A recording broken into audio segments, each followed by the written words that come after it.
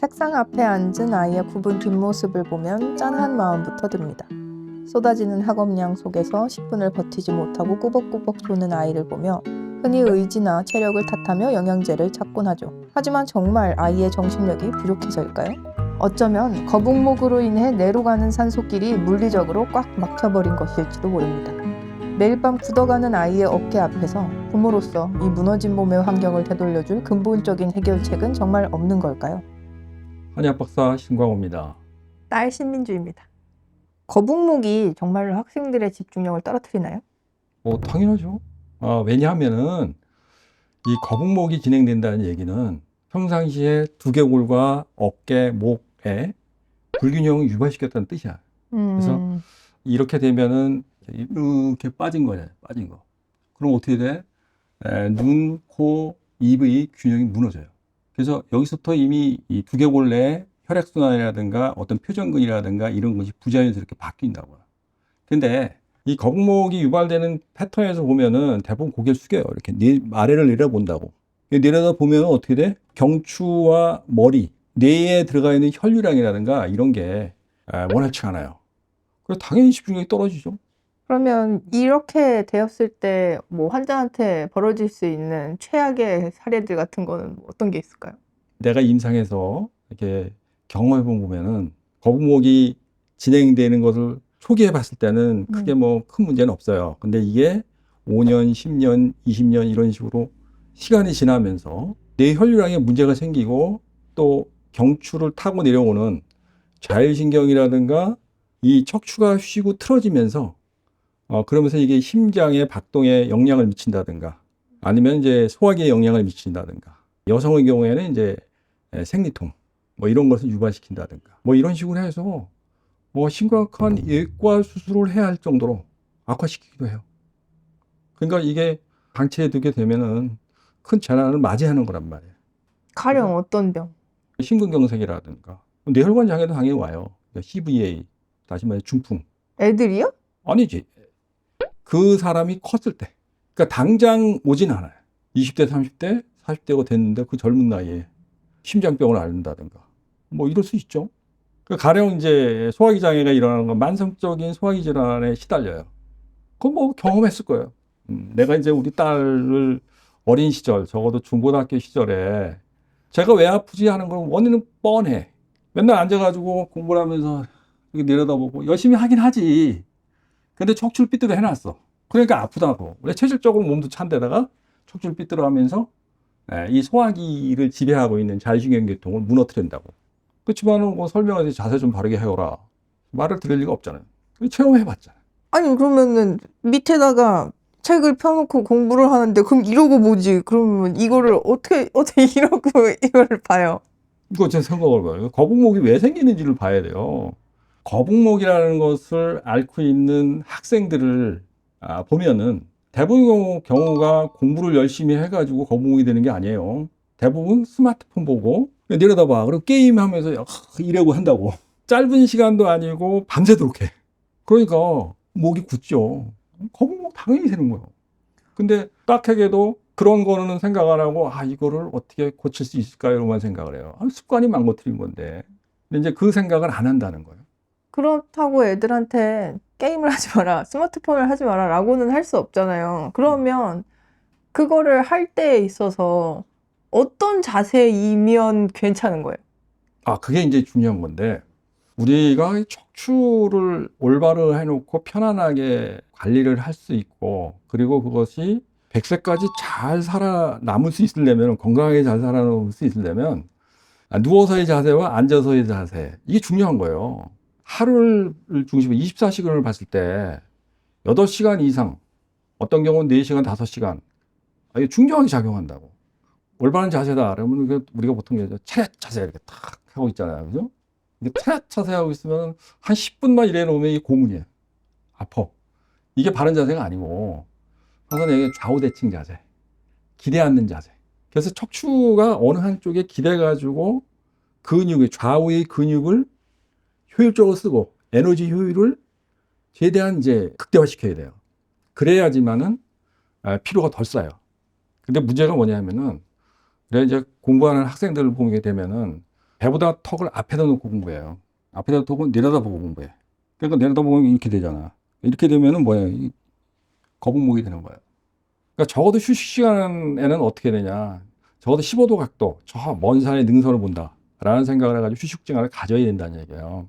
컴퓨터 앞에서 일을 많이 하시는 분들, 이런 사람들에게 내가 주문하는 게 뭐냐? 첫 번째, 절대 모니터를 내가 일하기엔 15도 각도 위에다 놓고 일을 해라. 모니터를 올려라 라는 얘기를 해요. 그리고 마우스는 가능하면 나한테 끌고 와. 예, 마우스를 따라다니면서 하지 마 이렇게. 예, 그럼 벌써 배보다 턱이 앞으로 나가. 배보다 턱이 앞으로 나가면 무슨 일이 벌어져? 이미 이 거북목도 진행되지만은 어깨목, 특히 얼굴이 다 찌그러들어요.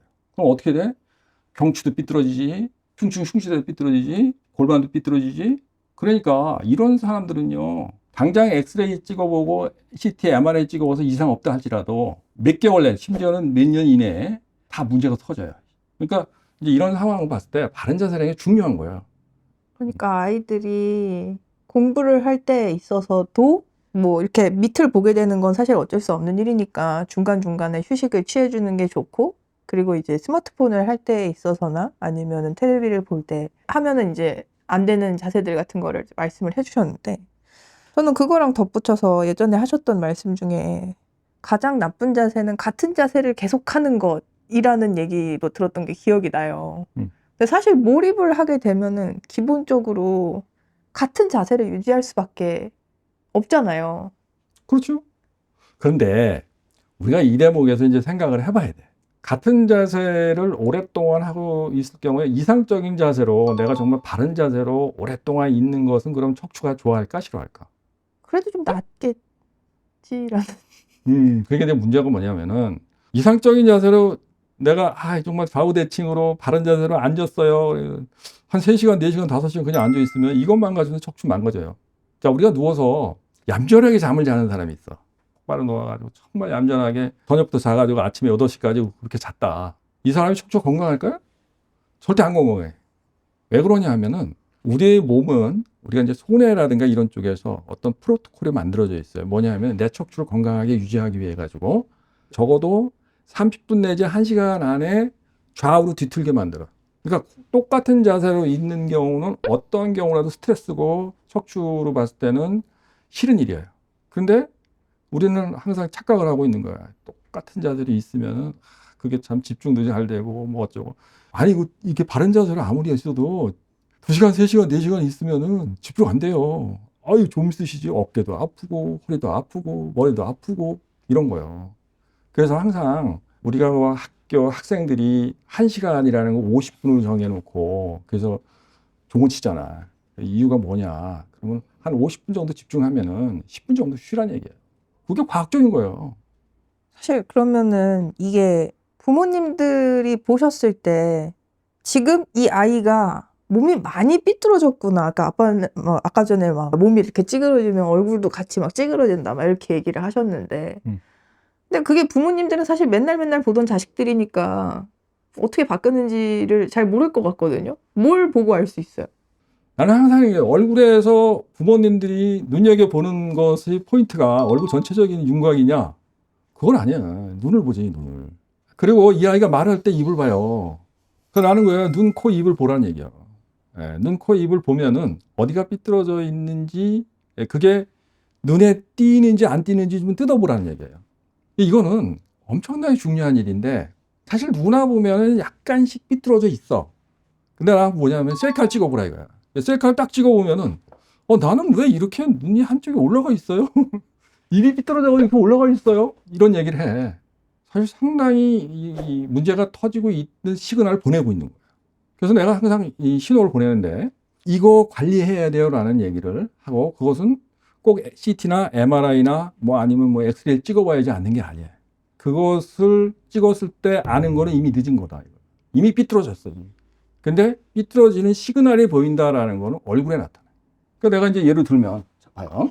뭐 제 얼굴도 삐뚤어졌어요? 그럼 삐뚤어져 있지. 자, 이거 어떻게 뜯어보느냐? 제일 먼저 눈을 보는 건 눈썹으로 봐요. 왜냐면 눈썹이 가장 어느 쪽이 높아 보이느냐 낮아 보이느냐에 따라 가지고 이미 시그널이 나타난 거야. 이건 뭐야? 이게 삐뚤어지면 경추가 무너진 거예요. 특히 경추 1, 2, 3번. 그러면 이게 두통도 오고 머리가 좀 한쪽이 찌근거리고 편두통 오는 사람도 있고 뭐가 불편해. 피곤하고 눈도 뻑뻑한 거야. 그렇지?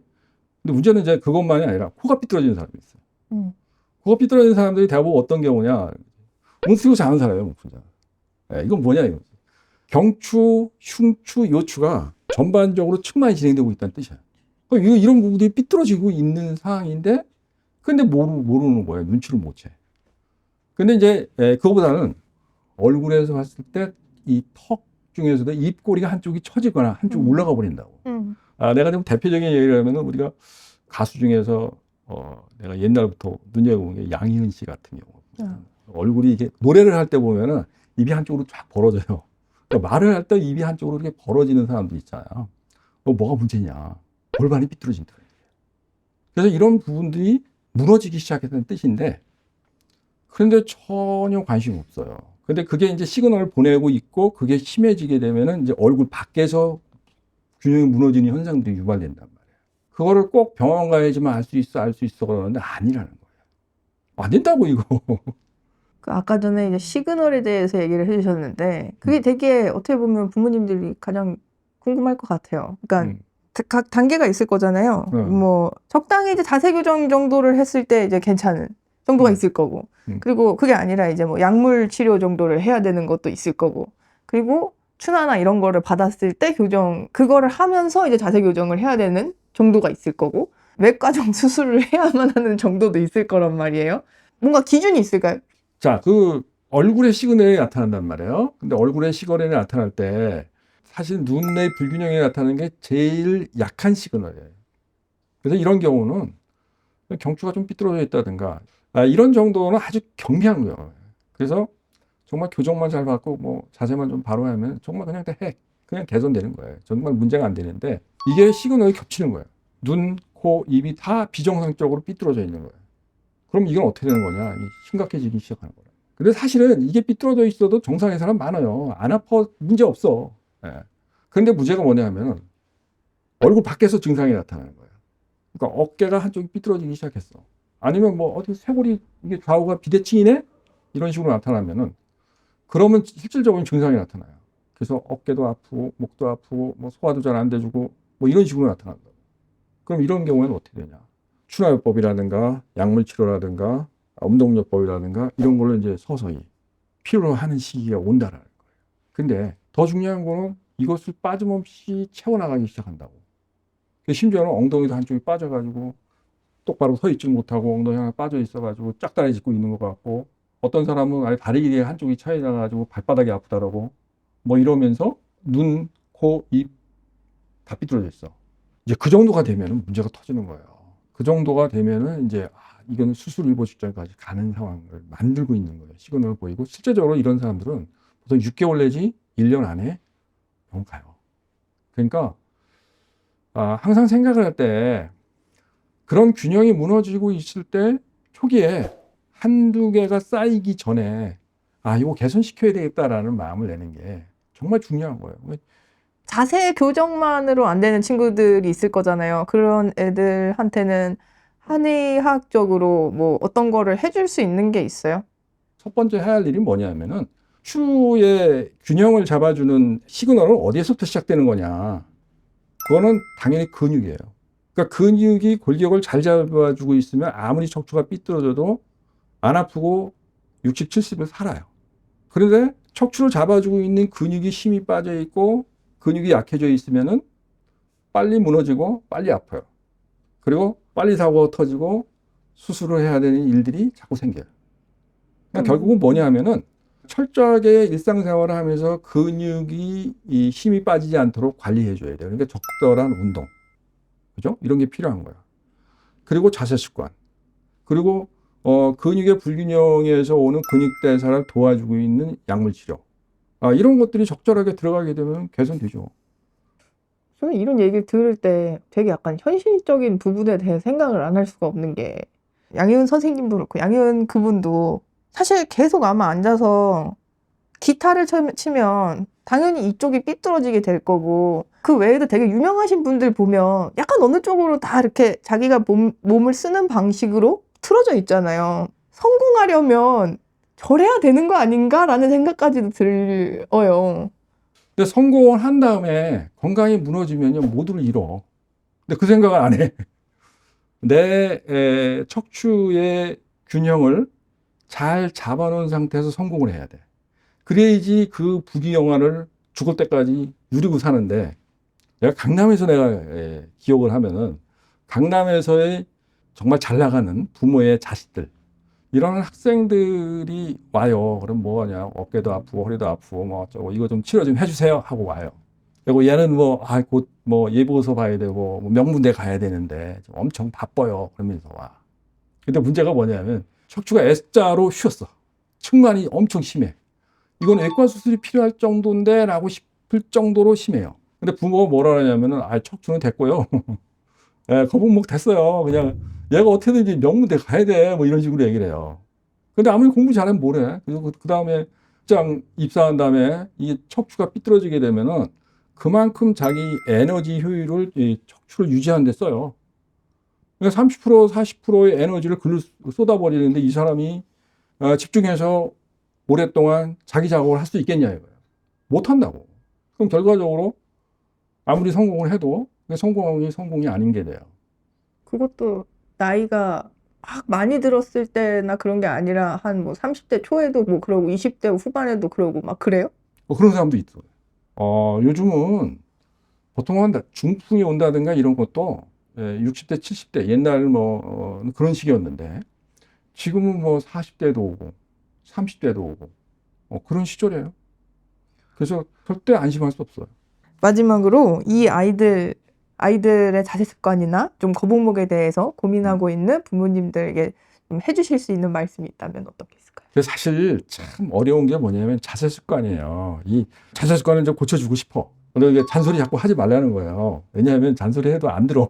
아니 부모님 스스로도 자세 삐뚤어 하면서 뭐 자세 습관 고치라는다고 고쳐주겠냐고 그 아이들이.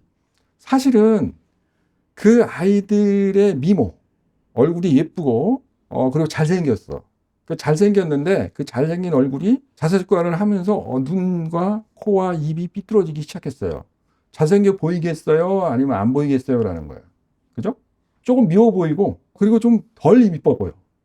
그랬을 때 그게 좀 자세를 좀 바르게 하면은 거기에 바로 잡힐 수 있는데 라는 설득이 필요해요. 그래서 스스로가 내가 이 자세를 삐뚤어 하면 내 얼굴이 미워진 데다. 내 얼굴이 잘난 얼굴이 좀 못생겨 보인대. 그러면요, 요즘 학생들은요, 그것도 되게 민감해. 그래서 그런 것들을 설득해 줄 수 있는 선생님을 찾으면 된다는 거지. 다시 말해서 그런 분들이 왔을 때 저는 그런 거예요. 처음에 얼굴을 거울에 비춰놓고 거울 앞에서 자신의 얼굴을 확인해요. 눈이 여기 삐뚤어져 있지. 코가 이렇게 삐뚤어져 있지. 입이 삐뚤어져 있지. 이렇게 얘기를 해요. 그래놓고 교정을 해줍니다. 그리고 다시 와서 봐. 라는 거예요. 보통 10대와 20대의 젊은 그 척추를 가지고 있는 사람들은요, 아주 다이나믹하게 빨리 바뀌어요. 그러니까 그 불균형했던 얼굴과 코와 입의 불균형 상태가 교정하기 전과 교정 후가 불과 5분 내지 10분밖에 안 지났는데도 불구하고 뭔가 좀 달라졌어요. 이런 얘기를 한다는 거예요. 이 학생은요, 집에 가가지고 부모가 잔소리할 필요가 없어요. 자기 스스로가 맨날 거울 보면서 내 얼굴이 좀 삐뚤어져 있는 구석이 없나 확인하고 자세 바르게 하고 스스로 노력한다고. 이게 근본적으로 아주 쉽게 해결하는 방법인데 해보면 이런 것들을 부모님과 같이 나도 얼굴 좀 비교해 보면서 같이 해볼까? 이렇게 했을 때 시너지 효과가 더 커요. 이런 것들을 이제는 인식을 하시고 같이 해결하고 사실 이런 균형이 무너진 거를 해결하게 되면 부모님한테도 이익이고 자식의 학습 습관이라든가 이런 거 개선하는데 그 성과 그리고 자식의 미래에도 분명히 도움이 됩니다. 그러니까 이런 것들을 이제는 좀 실천할 수 있는 그런 생각을 가졌으면 좋겠습니다. 지금까지 박사님 솔루션 들려주셔서 감사하고 다음 시간에 또 다시 뵙겠습니다.